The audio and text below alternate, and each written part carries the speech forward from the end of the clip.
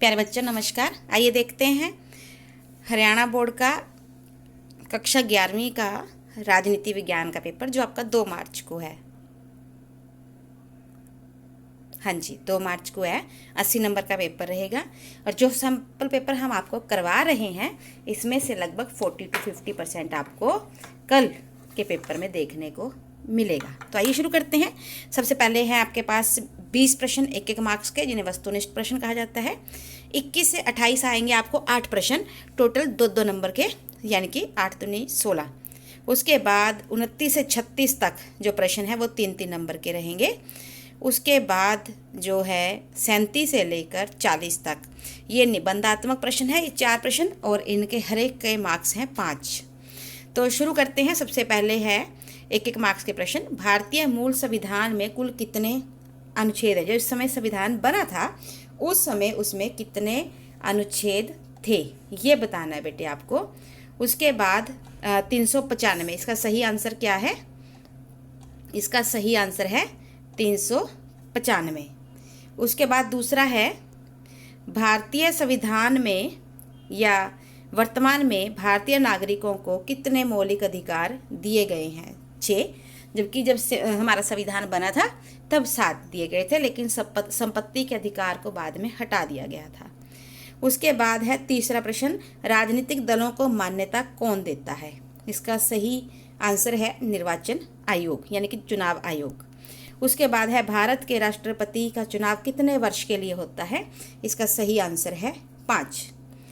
5वां क्वेश्चन है राज्यसभा को धन विधेयक पास करने के लिए कितना समय दिया जाता है? तो सही आंसर है 14 दिन। 14 दिन। उसके बाद है छठा, भारत में स्वतंत्र व निष्पक्ष सर्वोच्च न्यायालय आवश्यक है क्योंकि भारत में संघात्मक शासन प्रणाली है।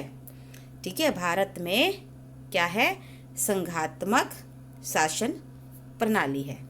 उसके बाद है भारत में नागरिकता प्राप्त करने के कौन से आधार हैं?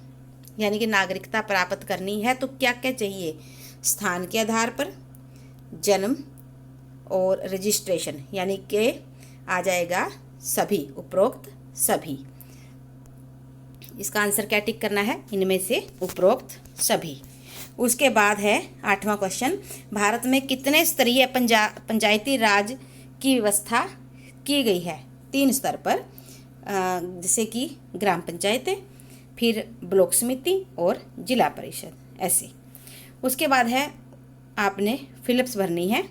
संविधान का एक पवित्र दस्तावेज, संविधान का एक पवित्र दस्तावेज, इसका आंसर है लोकमान्य तिलक दस्तावेज है। ये प्रश्न नंबर आपका कितना है? 9। तो इसका आंसर आएगा इसका आंसर आ जाएगा संविधान एक पवित्र दस्तावेज है। इसका सही आंसर है B.R. अम्बेडकर। ये किससे संबंधित है? B.R. अम्बेडकर, क्योंकि आपको बेटा यहाँ पर मैच करना है। तो मैच में पवित्र दस्तावेज, यानी कि इसका सही आंसर है B.R. अम्बेडकर। स्वराज मेरा जन्म सिद्ध अधिकार है और मैं इसे लेकर रहूँगा, ये किसने कहा है? लोकमान्य तिलक जी ने।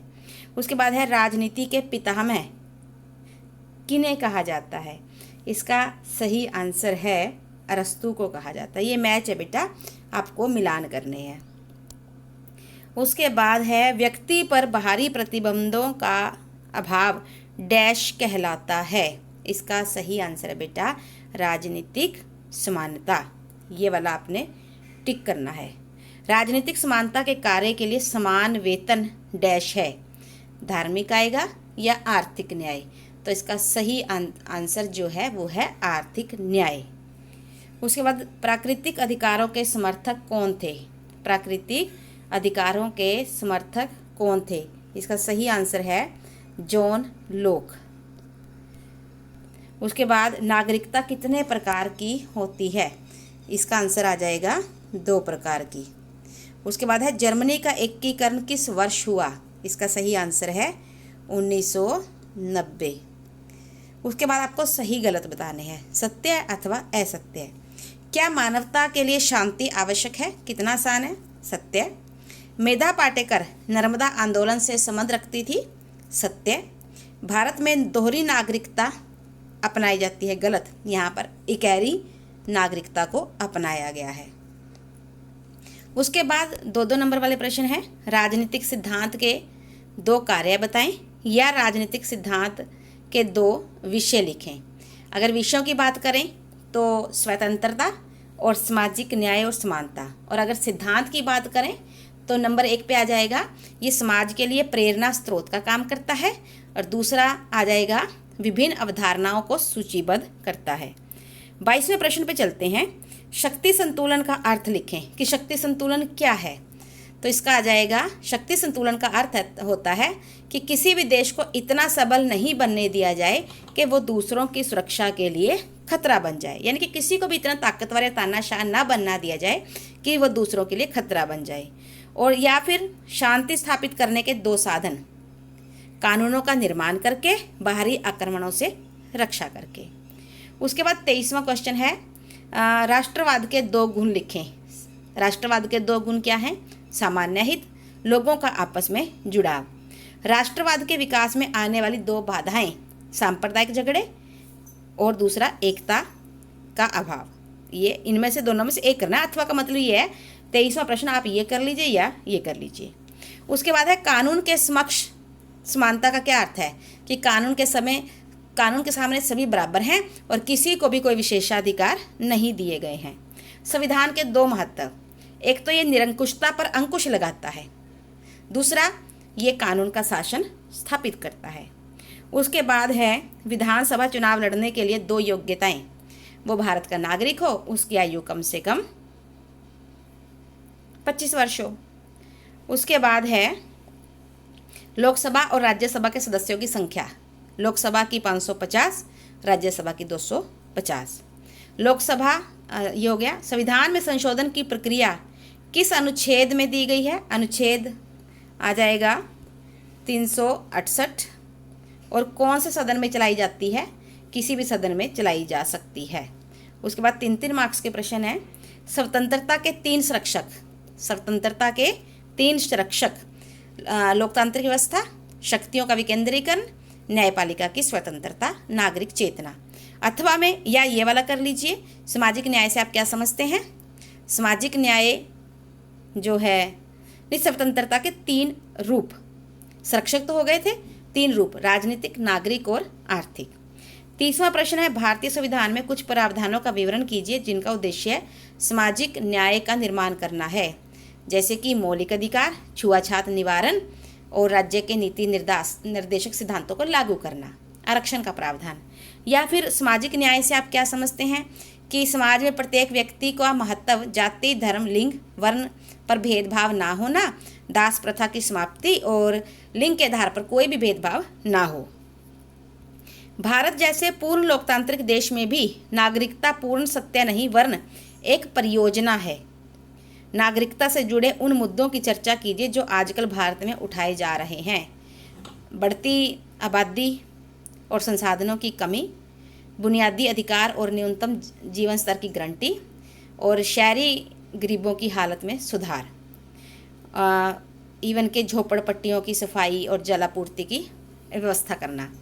नागरिक और विदेशी में क्या अंतर है? नागरिक देश का स्थायी निवासी होता है, जबकि विदेशी स्थायी निवासी नहीं होता। नागरिक को वोट देने का अधिकार यानी कि राजनीतिक और आर्थिक अधिकार प्राप्त होते हैं, परंतु विदेशी को राजनीतिक और आर्थिक अधिकार प्राप्त नहीं होते। वो चल अचल संपत्ति खरीद सकता है, पर विदेशी जो है वो चल अचल संपत्ति को खरीद या बेच नहीं सकता। फिर है सैद्धांतिक दूरी क्या होती है कि राज्य को किसी भी धर्म में सक्रिय हस्तक्षेप नहीं करना चाहिए, उसके लिए सभी धर्म समान होने चाहिए। उसके बाद है बेटा, नीचे दिए गए मानचित्र चित्र में सन 2000 के बाद बनने वाले राज्य, इसमें आ जाएगा उत्तराखंड, छत्तीसगढ़, झारखंड और तेलंगाना। किन परिस्थितियों में राष्ट्रपति प्रधानमंत्री की नियुक्ति में अपने विवेक का प्रयोग कर सकता है? यदि किसी भी दल को स्पष्ट बहुमत ना मिले, या प्रधानमंत्री की आकस्मिक उसका निधन हो जाए, या प्रधानमंत्री त्यागपत्र दे दे। उसके बाद है न्यायपालिका की स्वतंत्रता को बनाए रखने के लिए संविधान में कौन से प्रावधान हैं। इसमें न्यायाधीशों की नियुक्ति में संसद और विधानसभा की तो कोई भूमिका है ही नहीं। एक निर्धारित योग्यता और मापदंड होता है और उनके जो वेतन और भत्ते हैं वो काफ़ी अच्छे होते हैं और वो संसद पर निर्भर नहीं होते। इन्हें राष्ट्रपति जी के द्वारा नियुक्त तो किया जाता है परंतु हटाना इतना आसान नहीं होता। उसके बाद है भारतीय संविधान की आलोचनाएं किन आधार पर की जा सकती हैं।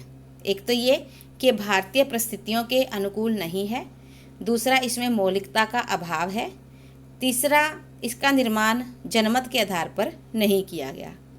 उसके बाद बेटा आपके पास टोटल 4 प्रश्न हैं 5-5 अंकों के। पहला है 37वां, राजनीतिक आर्थिक सांस्कृतिक अधिकारों का वर्णन करें। आप अपनी बुक से इसको कर सकते हैं याद। और अधिकार राज्य की सत्ता पर कुछ सीमाएं लगाता है, इसका भी वर्णन किया जा सकता है। तो दोनों में से एक प्रश्न, यानी कि आप दोनों याद करके जाएं, पेपर में मिल सकता है आपको। 38वां है 73वें संशोधन से पहले और संशोधन के बाद स्थानीय सरकारों के बीच क्या अंतर आया और भारत में स्थानीय संस्थाओं का क्या महत्व है। इन दोनों में से कोई भी एक आप कर लीजिए। वयस्क मताधिकार के गुण और दोष बताएं और महिला मताधिकार के पक्ष और विपक्ष में तर्क दें। ये आप प्रश्न जो है दोनों ही याद कर लीजिए। उसके बाद 40वां है सतत विकास को बनाए रखने के लिए क्या उपाय किए जा सकते हैं। और या फिर एक आपका गद्यांश है उसे पढ़कर उसके प्रश्नों के उत्तर दें कि विकास का क्या विचार है, ये आ सकता है। और राजनीतिक सिद्धांत की क्या अवधारणा है, विकास के संबंध में चयन करते समय किन बातों का ध्यान रखना चाहिए। तो प्यारे बच्चों, ये आपके पास 11वीं कक्षा का राजनीति विज्ञान यानी कि पोल साइंस का पेपर हमने सोल्व करवा दिया है। ये सैम्पल पेपर है, इससे आपको तैयारी करने में हेल्प मिलेगी और हो सकता है कि कल आपको इसमें से कुछ प्रश्न भी देखने को मिले, क्योंकि पहले जो हमने हिस्ट्री का सैम्पल पेपर करवाया था उसमें से भी बहुत सारे प्रश्न जो थे वो फाइनल एग्जाम में आए हुए थे। तो इसी उम्मीद के साथ कि कल का पेपर आपका बहुत अच्छा जाएगा, अच्छे मार्क्स आएंगे। Thank you so much. अगर चैनल पसंद आ रहा है तो सब्सक्राइब करें, वीडियो पसंद आती है तो लाइक करें और इसे अपने साथियों के साथ जमकर शेयर करें। God bless you. Thank you so much. Have a nice day.